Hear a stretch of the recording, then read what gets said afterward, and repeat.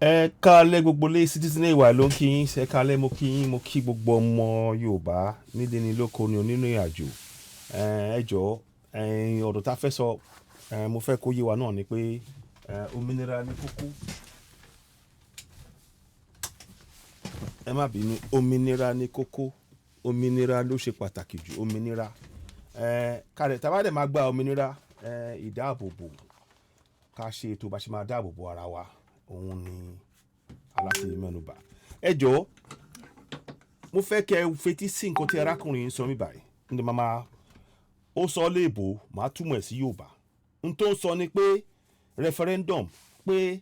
ká lọ́wọ́ nù òfin tó máa jẹ́ tí ìjọba wa máa lò nílẹ̀ Yorùbá aláti lọ́wọ́ nù ẹ̀ tán pè ní referendum bá ṣe máa lọ́wọ́ nù ẹ̀ pé ká dìbò lórí òfin yẹn pé ṣàfófin yàbá àfẹ́ ṣé kí wọ́n yọ àwọn kankan bẹ́ẹ̀ àbí kí wọ́n fi àwọn kankan kún bẹ́ẹ̀ gan-an ni mo fẹ́ kí n fetí sí ọ̀rọ̀ tí arákùnrin sọ ó sọ léde èèbó àmọ́ wọ́n fi sórí ẹ̀rí lórí Roots TV mo fẹ́ fi ṣe àpẹẹrẹ ìdí tá a ṣe láti gba òmìnira ẹgbọ́n tí ó ń sọ màá túmọ̀ ẹ̀ léde Yorùbá ẹ já gbọ́. Only solution to this country is referendum. They should not deceive themselves. Nigeria is a dead country. It's a failed nation. Whether they like it or not, if they don't do it in time and they allow Nigeria to restructure itself, they won't like it. ṣé ń gbọ́ ọ́ ní pé referendum la nílò ọ́ ní pé tí wọn ò bá gbà kí a ṣe referendum pé ìlú yẹn ó lè lọ túnra ẹ̀ tò tó bá dẹ̀ túnra ẹ̀ tò kò ní jáde báwọn ṣe rò ó ẹ rí i pé ọ̀rọ̀ referendum àti ṣe mọ̀ pé àwọn àti ń sọ lórí ètò Odùduwà TV Radio àti Citizen Network látijọ́ yìí ọdún kan ọdún méjì sẹ́yìn àti ń sọ̀rọ̀ nípa referendum ẹsẹ̀ pé aláti ṣe sẹ̀ òun náà lẹ̀ ń gbọ́ yẹn ẹ jẹ́ ká fetí sí ẹ jẹ́ ká má tẹ̀síwájú lórí ètò ẹ̀ṣẹ̀. All these people that they thought that they are in secure place today, all of them, they will look for a way to run away from this country that won't be way for them. Wọ́n ní tá a bá gbà tí wọ́n bá gbà ká ṣe referendum wọ́n ní gbogbo àwọn tán jẹ́ olórí tán rò pé bóyá àwọn oríbi kan táwọn máa sá sí wọ́n ní pé tó kíní ìbá ṣẹlẹ̀ tí wọ́n bá gbà ká lọ fún referendum wa wọn ò ní ríbi sá sí o wọ́n ní wọ́n máa sá kiri pé kán ríbi sá wọn ò ní ríbi sá sí òun nìyẹn torí ẹ jẹ́ ká tẹ̀síwájú pẹ̀lú referendum wa o wọ́n dẹ̀ ń sọ kíní yẹn ní ilẹ̀ wa ni o wọ́n sọ ní Èkó ń bẹ̀ yẹn náà lẹ́yìn arákùnrin ti gbé sọ ẹ máa wòran ilẹ̀ wa lẹ́kọ̀ọ́ ń bẹ̀ ní ó dà pé ọkùnrin yẹn ti ń sọ àìdá nínú kó jẹ́ Èkó àbá Àbújá but ẹ ṣáà mọ̀ pé nínú contraction Nigeria ló ti gbé sọ̀rọ̀ yẹn ẹ já máa gbọ́ lọ.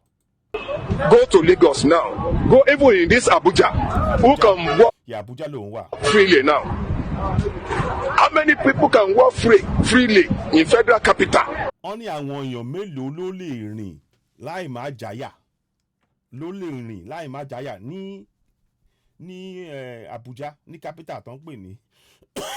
Abuja tí wọ́n pé kò ní capital wa tẹ́lẹ̀ kan tó gbé lọ sí Abuja gbogbo nǹkan wọn gbé lọ sí Abuja wọ́n ní èèyàn mélòó ló lè rìn láì má jáyà àwọn tó lówó gan wọn ò lè rìn àfi tán bá gbá àwọn oníbọn tira ẹja máa gbọ́ lọ. EndSARS, that's a warning. The next one, hey. EndSARS ó sọ pé ìyẹn ló yẹ pé wọ́n sọ pé àsọtẹ́lẹ̀ pé ẹ wo àpẹẹrẹ tá ń bọ̀ rẹ o pé eléyìí tó ń bọ̀ sí òun ni referendum torí náà gbogbo àwọn jẹ́ kó yé wa referendum yẹn ló ṣe pàtàkì jù. Even UN that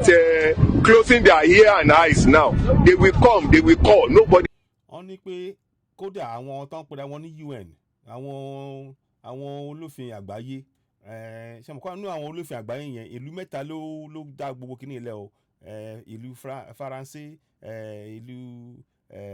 ìlú àwọn Gẹ̀ẹ́sì àti àwọn US àwọn mẹ́ta yẹn náà ni o Russia wá kún lẹ́yìn Russia wọ́n wá fi China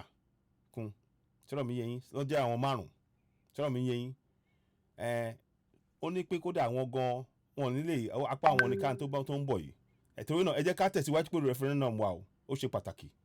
We listen to them. Nothing like 2023 election. wọ́n ní kò ní sí 2023 election. It's a voodoo. wọ́n ní oògùn ni pé òjòrò ni wọ́n fẹ́ ṣe àwọn oògùn láti fi ṣe pé ká fi ṣe kò dẹ̀ ní ṣe àfọ̀ṣẹ́ yẹn o kò ní jẹ́ lọ́tẹ̀ yìí o 2023 kò gbọdọ̀ wáyé torí ìlànà láti ṣe ẹ̀rọ referendum yẹn ẹ ṣeun. All things that can make Nigeria to be peaceful before 2023, let Buhari write his name with golden pen.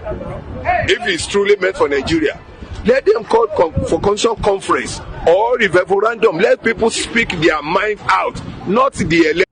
wọ́n ní pé ká ṣe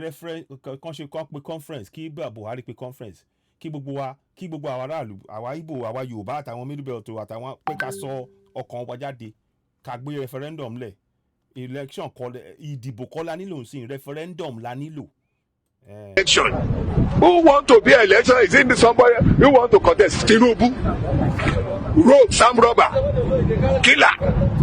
Tinubu, rogue, armed robber. So ìyẹn ò ní kò mi ò láti túmọ̀ yẹn kẹ́ tó mọ tí wọ́n sọ ẹnu mi kọ́ lẹ ti gbọ́ o ẹnu ẹ̀ lẹ ti gbọ́ àwọn àdé ń béèrè àwọn lọ́rọ̀ àwọn Tinubu kí ni kí wọ́n ṣe lẹ́kọ̀ọ́ gangan pàápàá kí náà ṣe gangan lẹ́kọ̀ọ́ ṣé kò tòrò ṣé kò níná ṣé kò nílé ìwòsàn fáwọn èèyàn ẹ jẹ́ àsòtọ́ ọ̀rọ̀ referendum lẹ́tọ̀ wa dẹ̀ máa láti tẹ̀síwájú pẹ̀lú ẹ̀. Want to rule this country. I'm a Yoruba man, but I can never support when it comes to the issue of Nigeria. Somebody like Tinubu is not worth to become a councillor again, not talk of president. Who are those people? Is Buhari going to support Tinubu or who is the candidate that we have now? And then if anybody comes without referendum, there can never be peace in this country because any country. ṣé ń gbọ́ ọ́n ní pé láìsí referendum ìlú ò lè tòrò ntí a ti máa ń tẹnumọ́ lórí ètò ẹ jọ̀ọ́ má bínú ntí a ti máa ń tẹnumọ́ lórí ètò wa lẹ́nu ọjọ́ mélòó kan yìí tí mo pa ti máa ń sọ pé láìsí referendum ìlú ò lè tòrò ohun tí a ti máa ń sọ òun gan ni wọ́n mẹ́nu bà yẹn o ṣọ́rọ̀ mi yé yín ntá máa ń sọ tá máa ń tẹnumọ́ léraléra ẹ jẹ́ ká gbọ́ lẹ́ẹ̀kan sí ẹ máa wòran o mo fẹ́ kẹ́ gbọ́ fúnra yín lẹ́ẹ̀kan sí. This country because any country that is injustice can never be peace in this. Anybody comes without referendum, there can never be peace in this country. Wọ́n ní láìsí referendum ìlú ò lè tòrò torí àwọn aráàlú wọn ò tí ì sọ ohun tí wọ́n fẹ́ ntí aráàlú dẹ̀ fẹ́ ló láti wáyé kì í ṣe nǹkan táwọn òṣèlú ọ̀jẹ̀lú làwọn tó wà ń bẹ̀ ń sìn ẹjẹ́ òye wa o ọ̀jẹ̀lú ni wọ́n Yorùbá nation now Yorùbá nation now Yorùbá nation now wọ́n dẹ̀ láti fi olóyè Sunday Igboho lẹ̀ olóyè Sunday Igboho ń ṣe dánadáná